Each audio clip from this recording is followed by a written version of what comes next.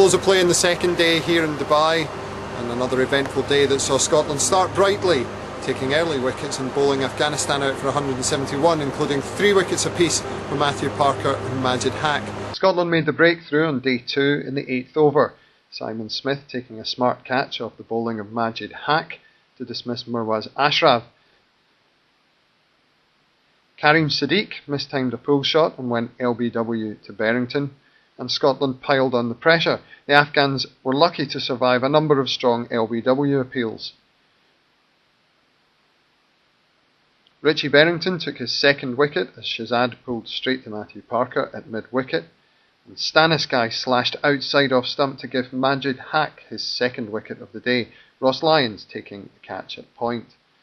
Matthew Parker saw Nabi edge to keeper Smith, and not to be denied his moment, Ross Lyons got in on the action, taking the vital wicket of Afghan captain Nawaz Mangal. Another wild swing ended Sami Shinwari's innings, Parker's second wicket of the day and Smith's 4th catch.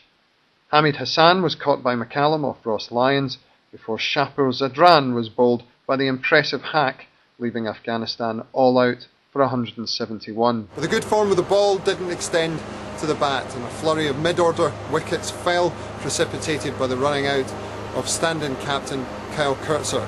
Scotland looked to capitalise on their lead, but lost Momsen to Shinwari Googly in a spell where they struggled to get to grips with the spinner. Fraser Watts was next, edging to slip, before stand-in captain Kyle Kurtzer was calamitously run out. So began a mid-order collapse, Gregor Maiden out after a smart catch at slip by Mangal, and he was quickly followed back to the pavilion by McCallum. In the last over of the day, Matthew Parker was bowled by the indefatigable Hassan, leaving Scotland struggling. He left Scotland on 64 for 6 at the close of play, and with much work to do tomorrow. It was a difficult start to the day with Gordon not being able to get out there, but really for us it was about the areas that we bowled, the discipline that we showed. I think we started a little bit full, but then after pretty much the first 45 minutes we started to hit our strokes, get the ball in the right areas, and I think then after lunch it was a really good effort by all the bowlers. Matty Parker in particular, put in a long shift and just kept asking questions, and the opportunities came and we took them. And now looking ahead to what's happened now this evening, not a great second innings, so you're 6 down. What was going on, guys not being able to read the spin off Shinwari? What's really happened? I think that we had a good start with the bat, and 2 down at the time, and we were being positive. We're looking for our scoring opportunities and stuff like that, and taking them. But we then just went a little bit into a shell and let ourselves get dictated to for a little while, and it was really just one bad over, that sort of just set us back. But the key is now we've got to look to score as many runs as we can. We've got to get the lower order to contribute and get ourselves as far in front as possible, and then get out there and do very similar things with the ball. And do you think Gordon's going to be back, or will Gordon come back and bat, or will Gordon be able to bowl by the time it comes to Afghanistan's second innings? He'll definitely be batting. He improved during the day today, which was good. Gordon, your thoughts quickly on a day that started so promisingly and finished disappointingly. What did you see as the key points in the day? I think it was probably a tale of 2 sessions really. I think the guys bowled and fielded superbly in that middle session. Restricting them to 170 was a fantastic effort from the guys, and really bowled well, bowled the areas, kept them quiet, and as a result of that they got the wickets. Then we started brightly with the bat as well, but as can happen, lose 3 quick wickets and puts us on the back burner, and they then got the tails up and looked dangerous at the end. So I mean, the game's not done yet. There's a long way to go, and as we showed in the first innings, we can easily come back from this and hopefully set a target that we can defend. Kyle's run out was obviously unfortunate, and it came at an unfortunate time as well. How much did that unsettle the middle order? Well, I don't know if it unsettled the middle order, but we just created a little bit of pressure on ourselves there in the middle, which is dangerous to do. There was a lot of dot balls there, and I think they were just looking for a release, and we didn't quite get that. And then obviously Gregor after that got out, and that put a little bit of pressure on the guy. And Mac himself, after scoring 100 in the first innings, got out to a decent delivery, and that can happen. The game's a good leveler sometimes, and that really put us under a lot of pressure.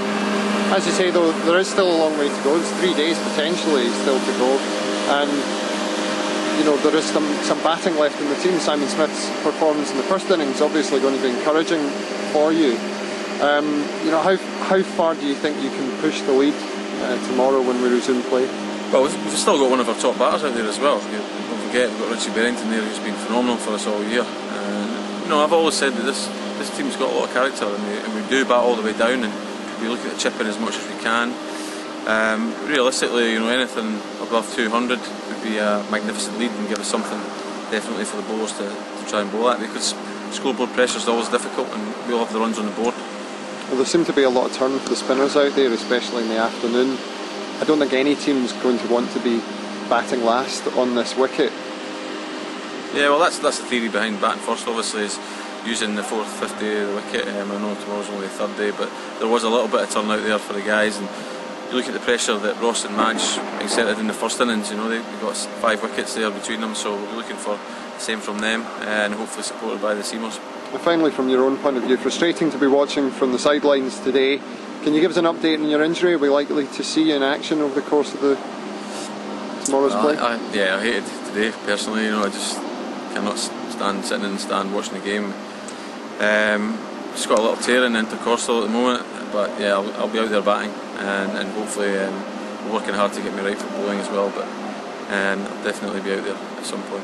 Difficult morning for Afghanistan, but very good afternoon. What went well for you today?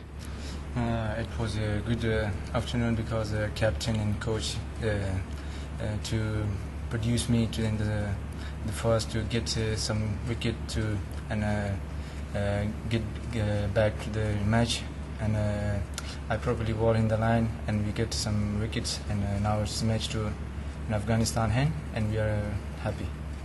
And there seemed to be a lot of turn on the pitch for you. Did you find it much better for the spinners today? Yeah, first news just not moving straight, quite bowling little bit. The ball was holding, the spin was going to more, and then later start the spinning, and I get the wicket in the right line and the page, and we get it. And how pleased are you with your own performance? I'm very happy and feeling very better, and I hope that I can get tomorrow 2 wicket thing.